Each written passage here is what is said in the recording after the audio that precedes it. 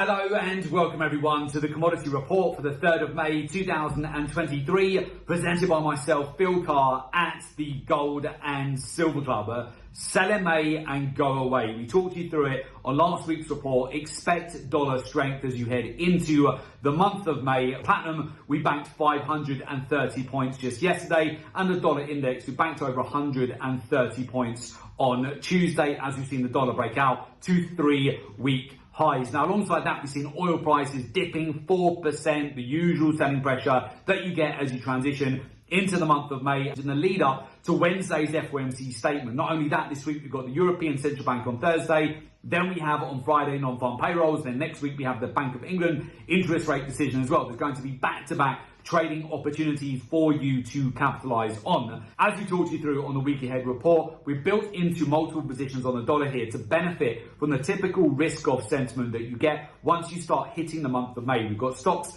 under pressure at the moment. We've got WTI crude oil, Brent crude oil, they're all rolling over to the downside. We've got platinum, which is broken down over 5% in the last week. We've capitalized on that with the sell short. As I mentioned, we banked 530 points on the sell side. Now, what can you expect throughout the rest of this week and as we head into next week? So again, you've got multiple news items. They're going to cause big volatility and provide further macro-driven opportunities. Going into next week, you also have a public holiday on the Monday in the UK. So the LBMA will be closed. That means there's going to be no fix for gold in the morning or in the afternoon. And as such, you can often see explosive moves on a public holiday. So we've got that for the coronation of the king in the UK. And I would look out for that to provide, again, bigger volatility and opportunities for you to bank into strength on the spikes that you often get on that. Now, setup I would keep your eye on at the moment is on WTI and Brent crude oil, which are trading back down towards the swing lows that were last tested in the middle of March. After that, that's of course where we saw over a 2,000 point breakout from low to high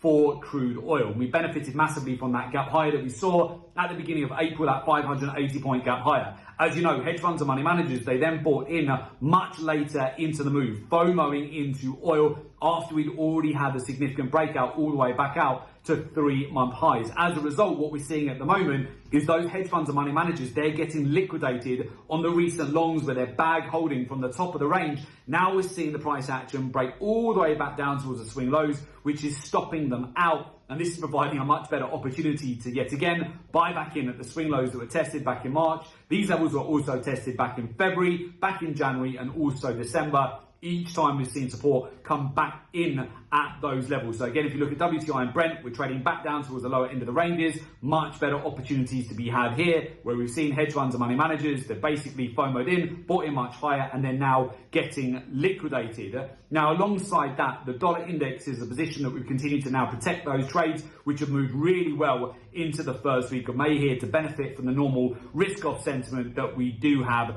as you transition into the month of May. Another interesting point is that hedge funds and money managers, they've significantly increased their net longs into platinum in the last week as well. So we've been selling platinum, whereas they've again bought very late into the move, and now we've seen a dramatic turn in price action for platinum to the downside, which of course where we're benefiting from the sell short. And again, this comes down to utilizing data, statistics, market intelligence. Definitely ditch those outdated technical analysis strategies and gimmicky technical indicators. You want to be understanding and utilizing the daily, weekly, monthly, and quarterly real-time data-driven cycles for each commodity. Certainly understand the capital flows in the market, which major news items will be catalysts for larger moves and giving you macro-driven opportunities to benefit from the constant volatility that we're seeing right now with commodities. We've got back-to-back news items over the course of this week from central banks. You want to be very much in tune with the interest rate decisions so that you can benefit off the back of the volatility which will be provided on commodities from that. Now, alongside this, you want to pay attention to the intermarket correlations, the ratios in the market, the key areas of liquidity which are tested, providing you great opportunities to sniper in and sniper out as you're banking windfall amount of profit at the right point in the cycle. And then further compound that, of course, with how the hedge funds, money managers, banks, institutions, commercials, and bullion banks are positioned in the market. This is all going to stack up, layer in, and help help you massively to get an edge. So with that, if you would like to join our community of successful traders, learn the professional research-driven approach to the market, and join our professional mentorship program, there is an opportunity for you to do so. Just make sure you click on the link below today's report in order to make an application to join our professional mentorship program.